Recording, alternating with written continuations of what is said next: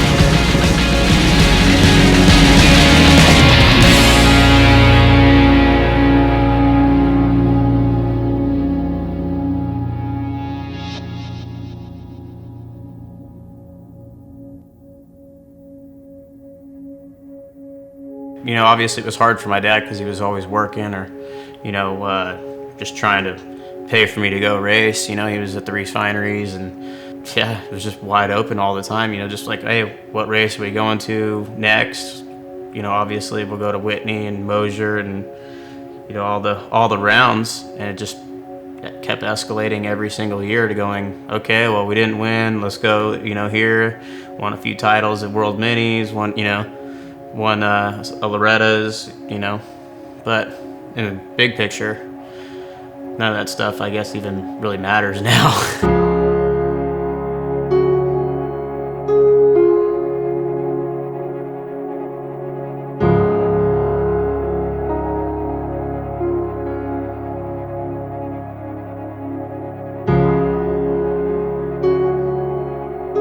So I started ditching in 9th grade, started jumping the fence, hopping into the orange groves.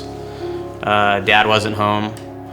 A few of my buddies would go with me, and we'd go back to my house and grab some dirt bikes and head out to the hills, since I lived right, you know, around a bunch of riding areas in Riverside. So yeah, just, you know, one thing led to another where I was just like, all right, I'm not even gonna go to school anymore. So they just kept calling the house, leaving messages. I'd delete them, you know, before my parents got home so they wouldn't hear it. And what really stopped school for me was when I started driving.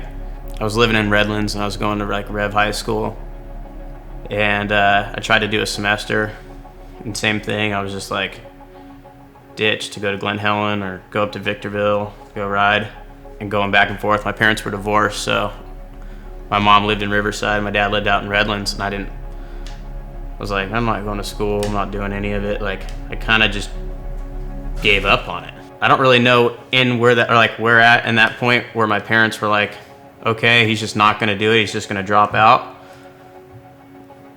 But I never even thought of it, you know. I was just like, no more school. You know, I'm making $300-400 a weekend racing REM, and at that point, you know, doing that and with a few little sponsors here and there, I was making more than my teacher. So I was like, I'm not going to go to school when I make more than the lady that's trying to teach me, you know? Like, it just doesn't seem right. So I just kept doing what I was doing and racing on the weekends.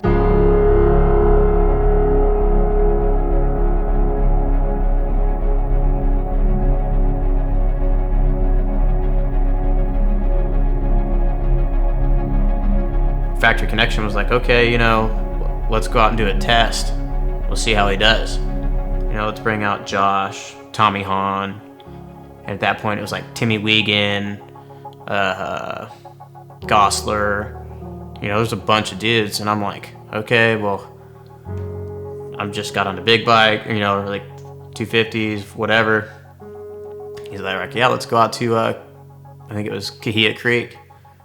And on the way out there, I'm just telling myself and I'm talking to my dad, I'm like, what do I do? My dad goes, you go out there, you ride your ass off, you throw down the fastest laps you can possibly do until you can't ride anymore. That's all you got to do. He's like, the track might be smooth, it might be dry, you just go out there and you just haul mail. Give me some Brian McGavran turns. I'm like, all right, that's it. So I went out for the test for Factory Connection. And I was just laying down grease, just like, didn't even care. I was just like, the bike was so sweet. I've never ridden, you know, factory suspension. It's always been production stuff. I was just so jazzed on it. So I'm like, all right. And just laid it down. And they were like, okay, you know, thanks for coming at the end of the day. You know, appreciate it. We'll let you know what's going on.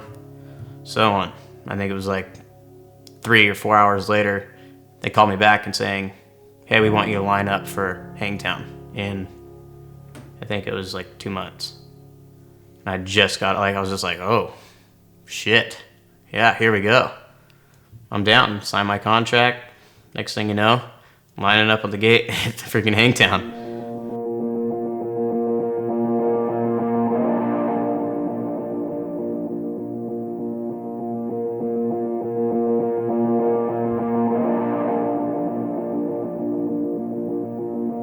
Getting the whole shot. I mean, dude, my butthole had to been like, you couldn't, I was pinned, dude. I don't even know what to do.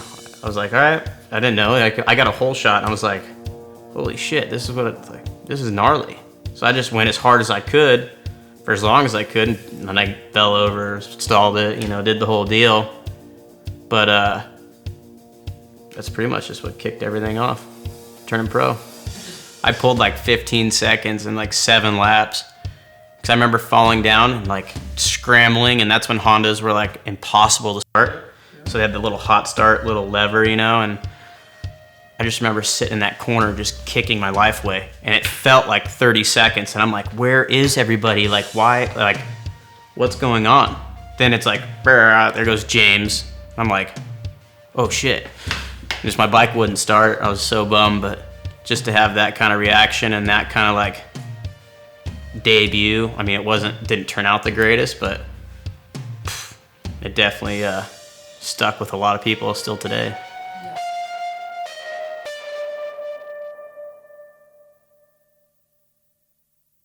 I think I just showed the team that I had a lot of potential, and next thing you know, that at that point there was definitely no problems with paying lights riders a bunch of money to go out and race, you know. And next thing you know, each year kept getting better and better with, you know, with results and getting on the podium and almost winning Daytona Supercross for Honda. You know, so I had a lot of like really good finishes, and it just kept escalating into getting better rides, or not better rides, but just more money from the team that I was at, and that grew over, you know, 4 or 5 years, and that's pretty much when I started making like the most money, even more than now. Like, it's just crazy to think, you know, that like what comes with that, you know, obviously with making that much money, I mean, you hear the stories of all the baseball players and, you know, all that, like, hey, having big parties, and that's when the hanger-oners come around because you're making all the money and, you know, you're the one out having fun, and, you know, it just escalates into a whole new level. I think that's kind of where I got mixed up and was like, maybe let too much of it, you know, get to me. And I mean, I was still performing though. Like, I wasn't, you know, completely a mess or nothing, you know. I just liked to have fun, and I was a young kid who didn't care about getting in trouble, you know. It's just, you know, the last thing I really wanted to think about at that time was, you know, and I've kind of put it off so long already with, you know, the point where I was like, all right, you know, I wanted my mom to pretty much just take control over it, you know, like, hey, we just handle my finances.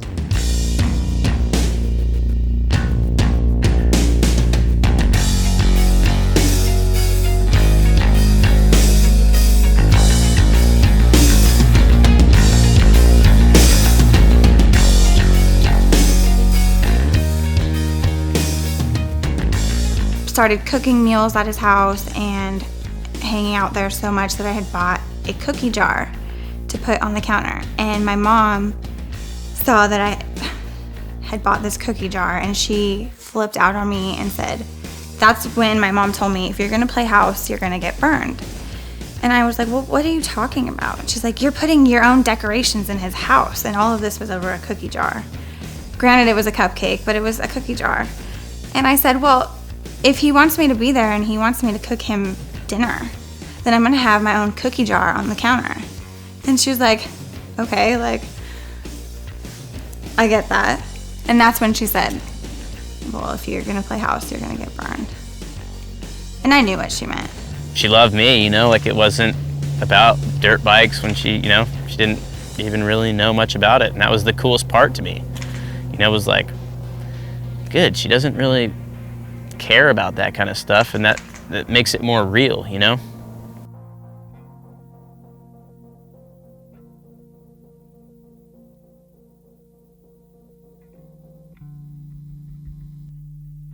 The second he showed her, she started crying, and she said, this isn't the time for this, like, we're going to dinner, like, as soon as we get back, or in a couple days. And probably 2 or 3 nights later, we met her for dinner, P.F. Chang's in Riverside. Sue was not happy. I don't know. She was probably scared that it was, oh no, her time was up. You know, she was gonna have to start giving up responsibilities, and if she couldn't get her gambling under control, it was gonna become pretty obvious pretty quick that she was not being responsible with Josh's money. So, her way to maybe try to divert the situation or to manipulate it or change it was to suggest that I have an abortion. And I told her that was, and she waited till Josh went to the bathroom. So it was just me and her at the table. And I've always wondered why she didn't ask me the abortion question with him there. She waited till it was just us. I still don't have an answer for why she waited till he wasn't there.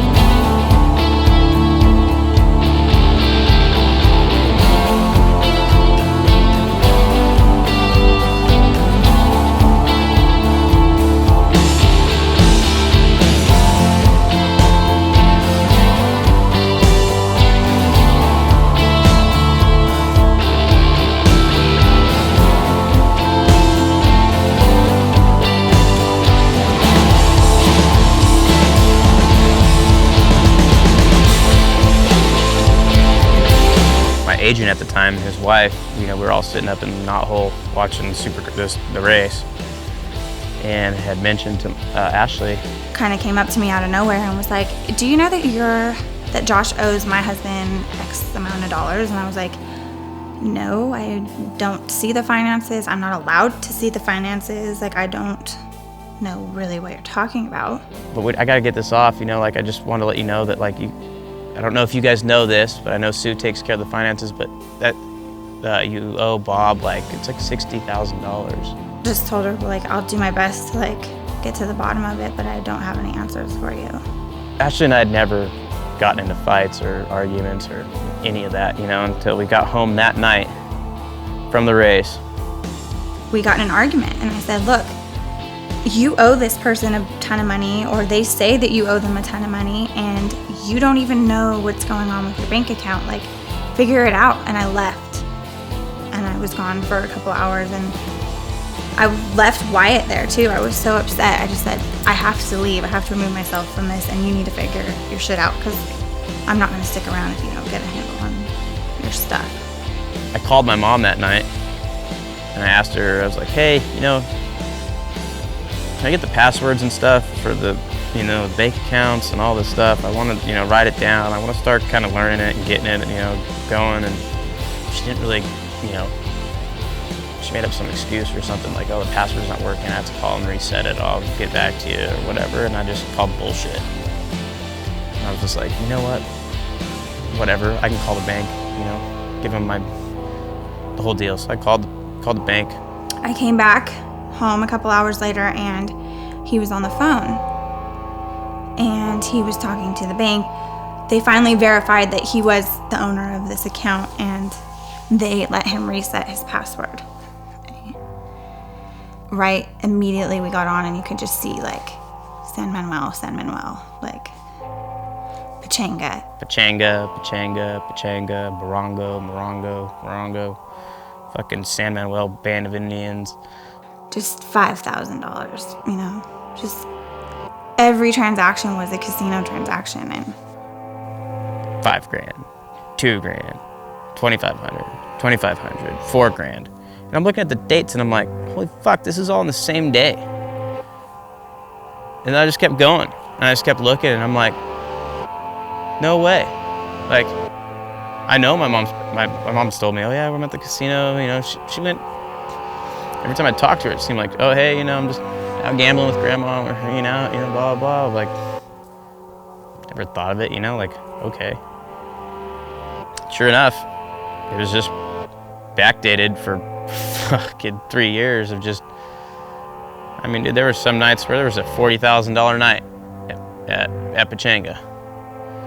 Practically paid for half of them damn glass windows over there. He like flipped out. He just started crying, and you know, he realized, oh my, I have no money in my account. Of right when I had a baby, I had my factory ride that I've always wanted. You know, then this happening. So with all of that, I mean, all my mail got sent to her house because I was always moving. I was always going here, going there, and I needed one spot for everything to go to get taken care of so that I was taken care of. And that was my mom's house. So I never got mail. I never got letters. I never knew that my cars and trucks and everything were on the repo list. I didn't know my house was in foreclosure because my mom wasn't paying the mortgage. I didn't know my taxes weren't getting paid because of everything was being sent there. And everything was thrown into this big trash bag for years. Just never even dealt with. But lied about. Oh yeah, you know, you paid taxes this quarter, so you need to chill out on your spending. You know, I'm like, oh, fuck, okay, yeah, I got it, no worries. Sometimes my credit card wouldn't even work to fill up gas, and I'm just like, what's going on? Thinking I've got bad credit cards, and everything was just a lie. Everything was a lie. The total amount spent at the casino that we had proof of was about a little over $1 million.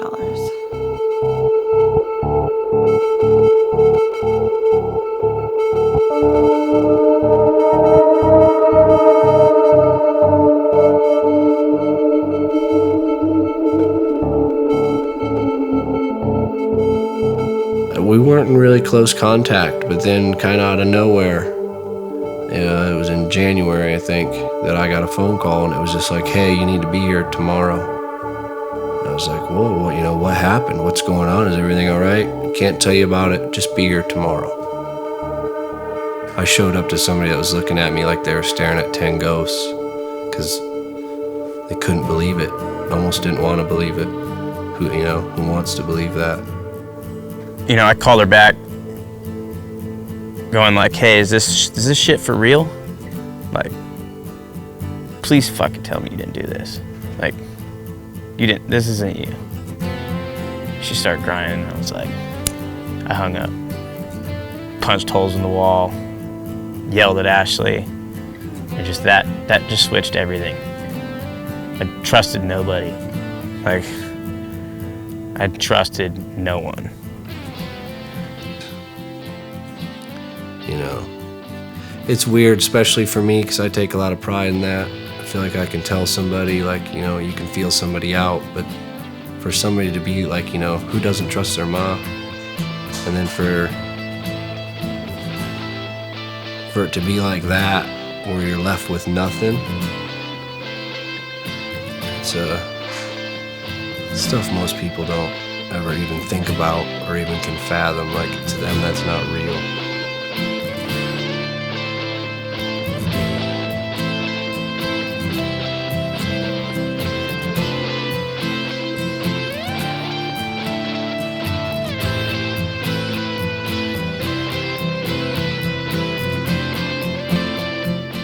So it's Friday, the day before the race in Colorado, and John Ayers, you know, he's one of the guys that works for, you know, the Lucas Oil, you know, motocross series and whatever with Davey Coombs.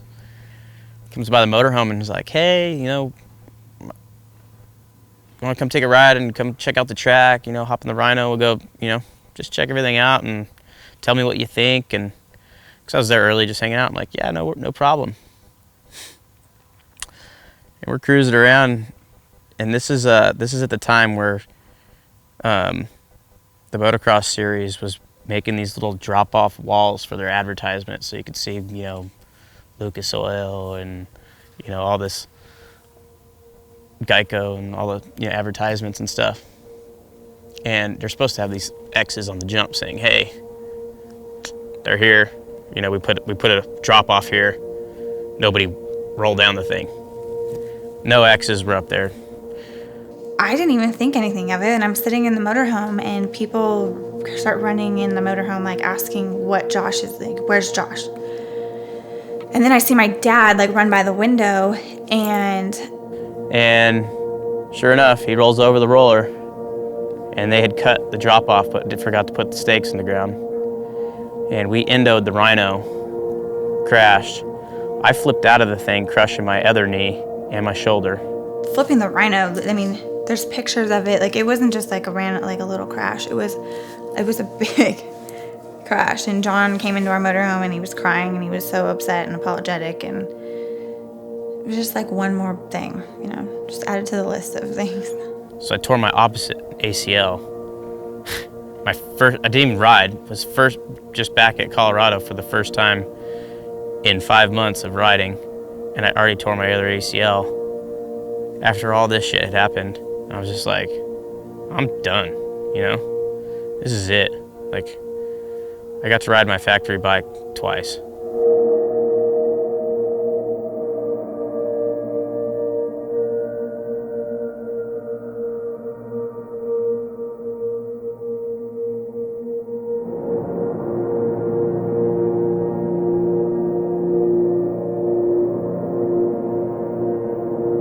And pretty much just gave up right then. I was like, all right, I'm done racing. You know, this is it. Like, I can't take any more of this just luck or whatever you want to call it. Just, I was going through so much crap then, and it just nothing made sense, and I just didn't even want to be around. So I just gave up, quit. And so that off season, you know, I mean, it wasn't even off season. I was just done.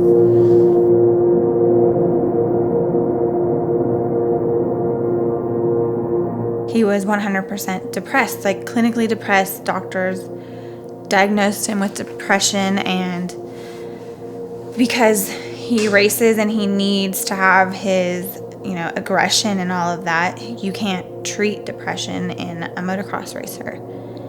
So they kind of had to just let it go, and it was suggested many times that he see a psychologist and not a sports psychologist, because that wasn't the issue. It was for personal reasons, you know, to see if he could sort out the issues in his personal life, because they were obviously affecting the way that he was healing or not healing, and they were affecting the way that he was not performing on the track, and just injury after injury was a result of not being able to properly treat his mental state.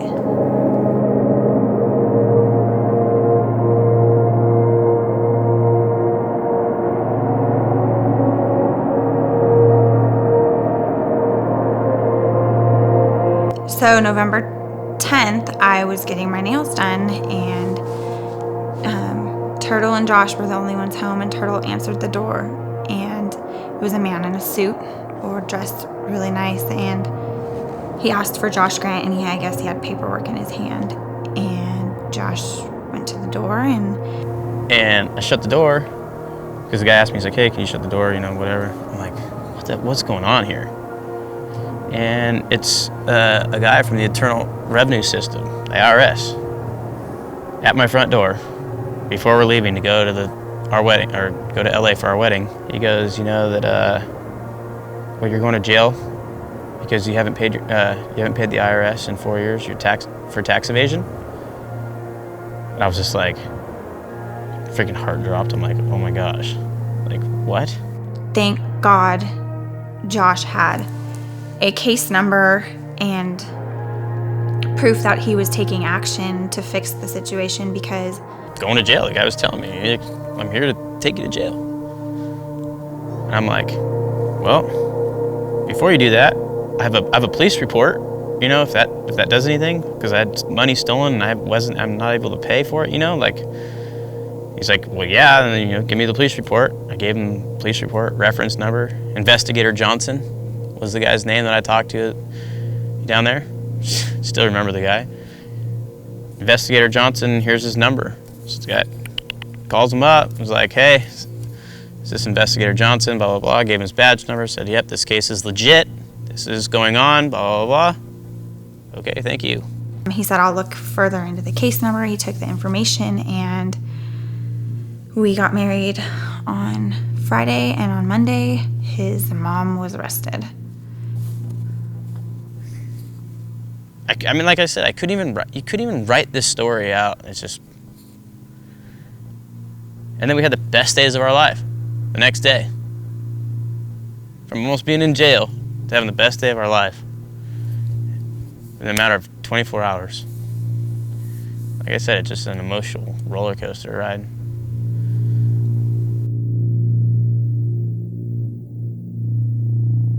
I think sometimes Josh always questioned, like, was it necessary? Did my mom have to go to jail? Because he never wanted her to go to jail. He wanted her to get help mentally. And he even put that in all of his, victim paperwork that, if I can choose what she gets rehab. I don't want her to go to jail. But, a crime was committed, and somebody is going to pay the price. And I will be damned if it's my innocent husband's,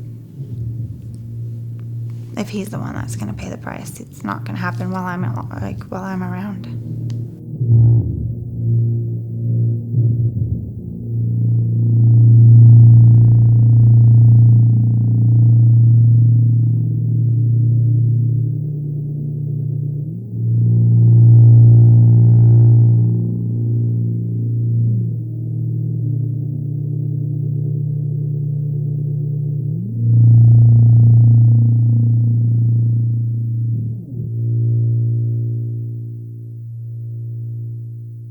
One of our really good friends from up north, Mike Kraniak, was like, hey, I'm getting ready to invest in a team. We're starting this team. Well, he's already had a team, but he's like, hey, I'm getting ready to start up a team. I want you to come race for me. I'm sitting there going like, oh fuck, here we go. Do I even want to contemplate? I'm just contemplating on it. And then I'm like, well, what am I going to do for a job? I don't have any other option. I'm not gonna go work at another, Starbucks or McDonald's or whatever, I had no idea what I was gonna even do. So I was like, I need to provide for my family. So I was like, all right, I'm in. And I just started working my ass off. It was just like, I had Wyatt there every morning, Ashley. I got up every day just going like, it's all for them, It's like, I had no other purpose but to do that, There was no other option but to go out, work hard, and see what happened. And so signed with the Craniac for the Jeff Ward racing team, rode for Kawasaki.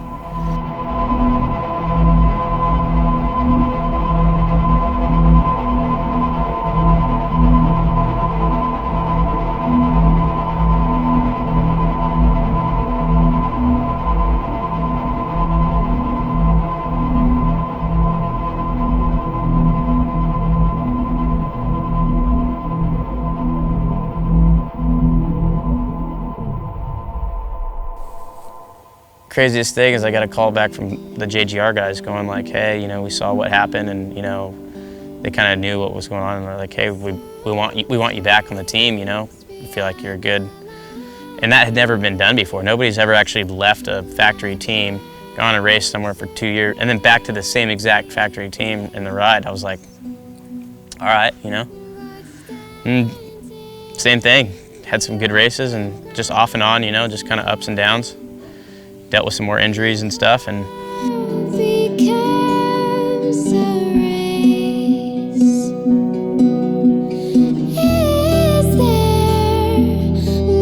just last weekend, after this big crash with, or in the first lap on the main, he was in tears again, and he's just telling me, I don't have the desire to race. He said, I think I've waited too long to fix this stuff with my mom, and it's changed who I am as a person, and it's changed the way that I ride. And he's just frustrated. And I think he's, on the point of giving up on everything. He said he just wants to start over, and I don't really know what that means.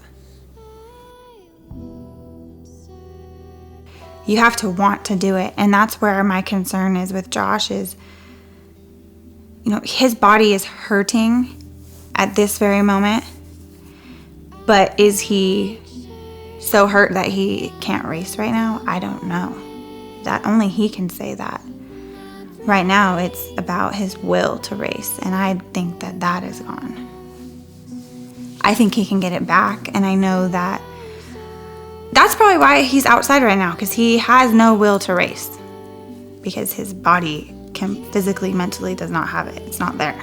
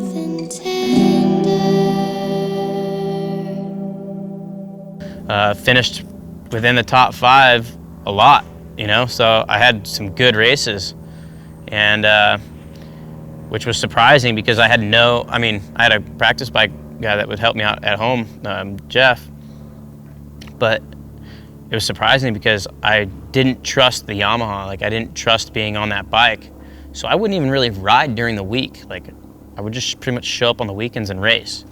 So I wasn't getting like the right, like everything wasn't clicking together, but for some reason on Saturdays, it was just like everything was kind of working out. And, you know, I told Chad that. I was like, hey, I don't even really ride during the week. I don't trust my bike. You know, like I just had so many issues with it and just crashing and this locking up and just a bunch of stuff. So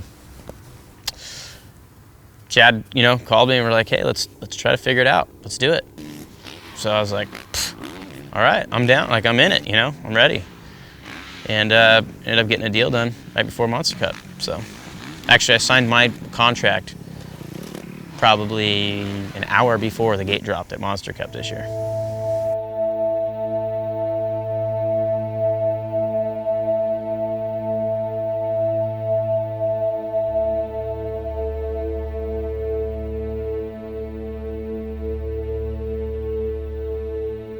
Having Josh on the team has been great, you know. My strong belief is that on a really, really good day, I think Josh is a 3rd to 5th place guy. But other than that, I think anywhere from 5th to 10th is his position. You know, that's kind of what we hired him for. And the last few weeks, he's delivered.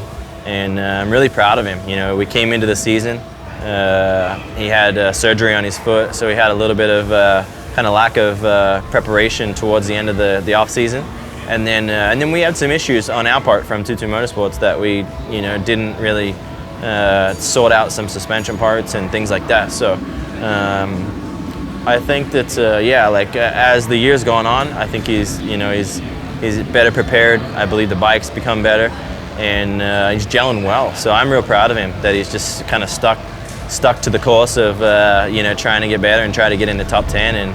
And last week I was real proud of him to get a 6th place.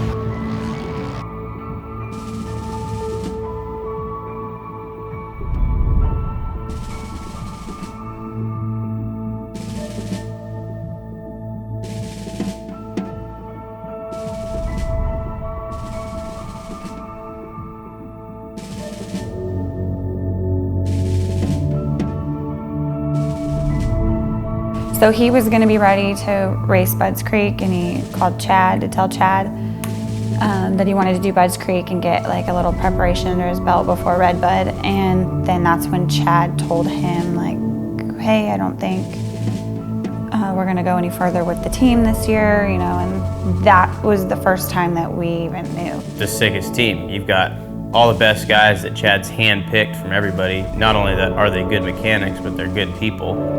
You know, so it was just like, oh, this is gonna be sweet.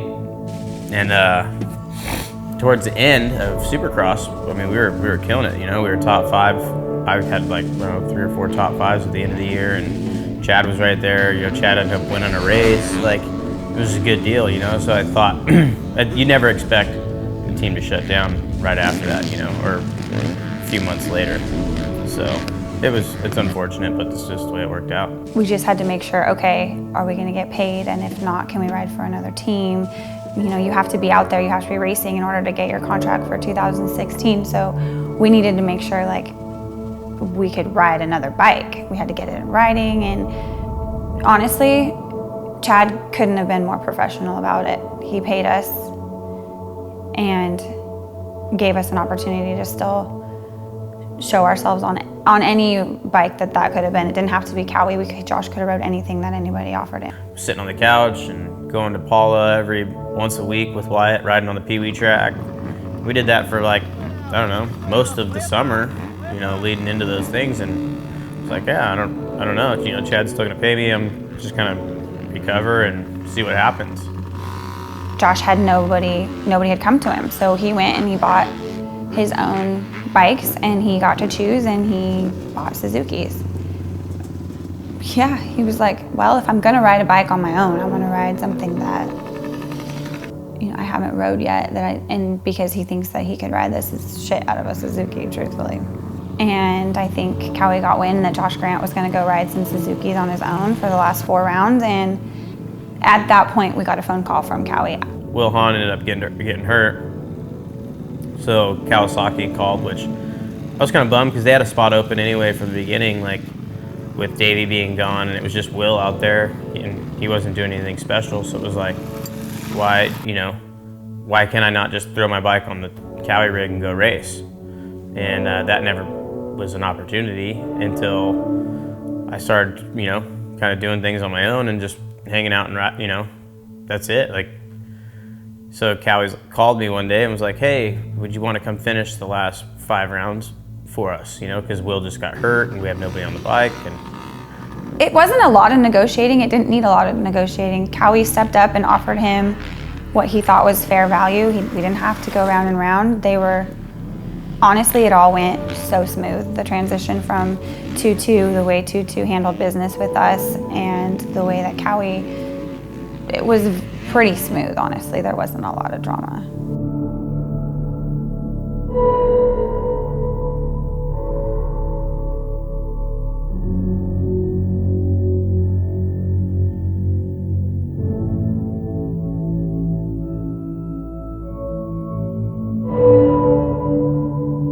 You get to the point where you're just like, stress just kills you, I'm like, I'm over dealing with it. And I'm trying to be the most level-headed about, the whole situation. There's something really dignifying about being able to say, okay, I still have people that want me to ride, but I'm ready to be done. My body's ready to be done, and that is our new goal, is to go out on his own terms. Not because nobody wants you, not because you just injured yourself to the point you can't race, but because you decide, okay, I'm done, I'm satisfied with my career, and you can sleep at night with finishing that way. Yeah, it's just unpredictable, and it gets scary, and you don't know what's next, and I don't know what I want to do next, and I'd like to, race trucks and get into something, I want to race, so I just, all I care about really at this point is not so much of who I'm riding for or what, like, as long as I can support my family and make a living and put a smile on, I'm content with that. I think a lot of these guys struggle with the transition into like the real world because they don't feel like they fulfilled their career the way that they wanted to. So when he's ready and he's satisfied, then I hope that's when he can be done. 30, I'd like to get fixed up, so I'm 4 years old, I can still chase Wyatt around and I'm not, So there's a lot of things that my career and life can go in so many directions right now that you're just like, I don't know which way to choose, so you just throw your hands up. I'll let the big man decide, like, I'm just gonna go with it, whatever happens, Go with gut instinct. Feel like fixing your feet, go fix your feet, You wanna go, whatever, go race, tape your ankles, go fucking run it, I don't know, just go as far as I can.